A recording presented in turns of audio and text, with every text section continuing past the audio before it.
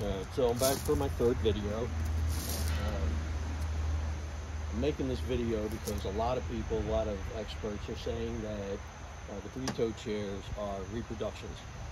I was on an auction site, found a farmhouse in Bethlehem, PA, at an online auction. I got 4 more chairs for $1 a piece. They're late 1800s, early 1900s reproduction, but you know, that's what you could get from probably middle to the late 1800s to the early 1900s. Common stuff, and that's what they say this is. Let's compare. So the styles are all, you know, different. You know, I see a little arts and crafts. I see some craftsman style, you know, a little Art Nouveau, Renaissance, whatever, right? We'll compare the back legs. The rear legs,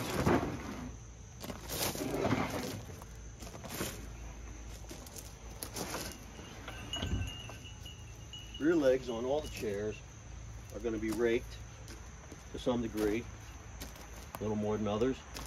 You can see it here. It also goes all the way up to the top.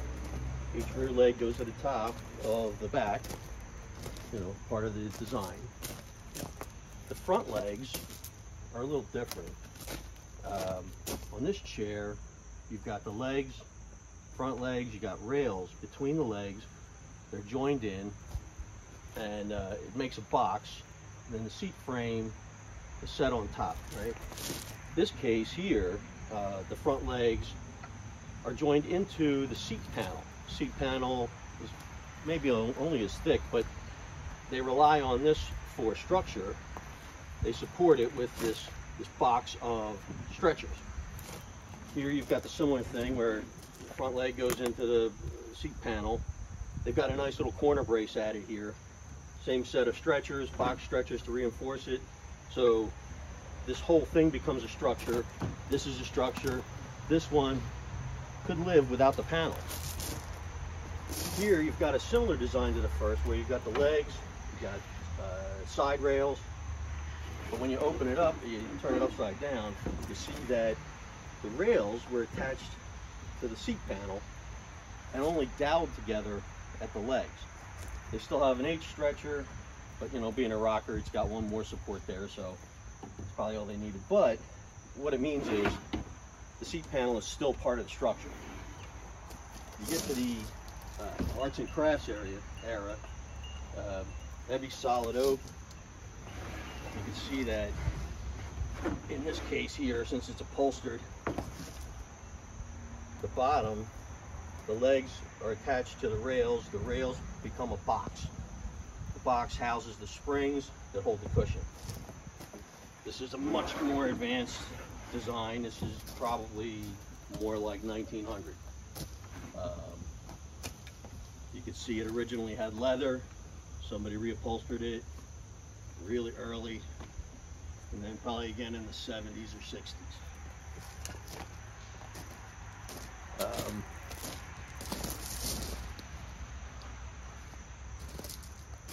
3 of these chairs, these 3, started off as cane seat chairs. You can see the caning in the bottom here. You can see where it was here. There's the lines where it was in. This one here, nothing shows through, but they used a different kind of caning where it was pressed into the top. I'm going to bring you over and show you that.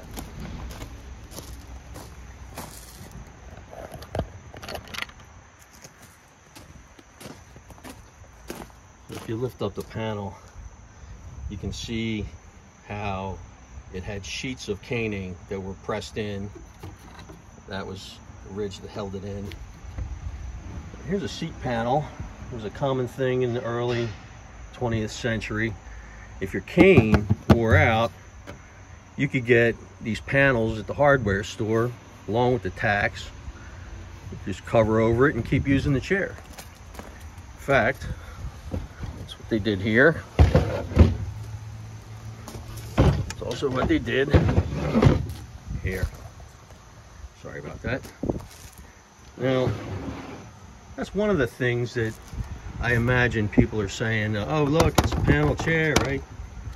When you look at this chair, this panel, the artwork,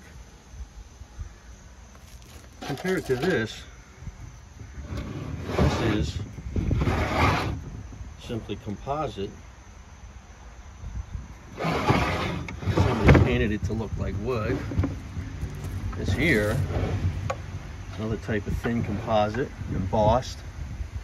Has like a generic kind of pattern to it, something nice. See how it's dried out. Some sort of material that's pressed together. That's the same stuff. Slightly different pattern. Again, you could buy these early 20th century. You buy this stuff in hardware stores and fix the chairs that you got. And that's what happened here. And you can tell, like I've opened this one up, you can see how something I've been there in there before is obvious on these two. When you open this up, and it's pretty clear. This is it. These are the originals. So, leaves us with hardware.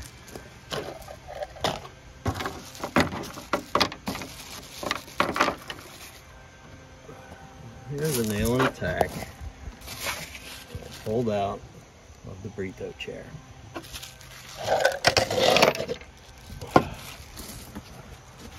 This is what I pulled out of this chair.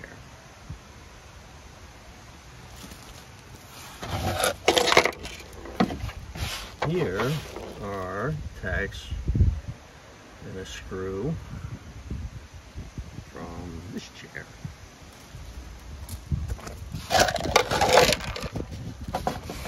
And you got tacks and a screw from this rod. So I only pulled the tacks out of this last one because I didn't want to disturb the structure because the springs are still tight. You can see, I mean, the small nails look maybe machine made tacks. You can see they're definitely cut. And then the original, like the early tacks. And then you got these painted ones here are actually one of the originals that was holding in the original leather. So even 1800s, late 1800s, they were painting tacks to make sure that they wouldn't rust around the leather. So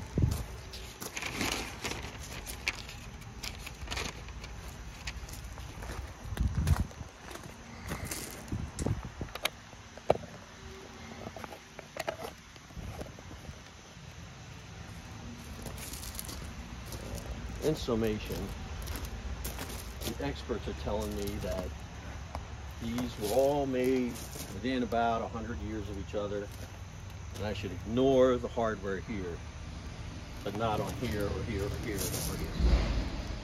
So that's where I'm at.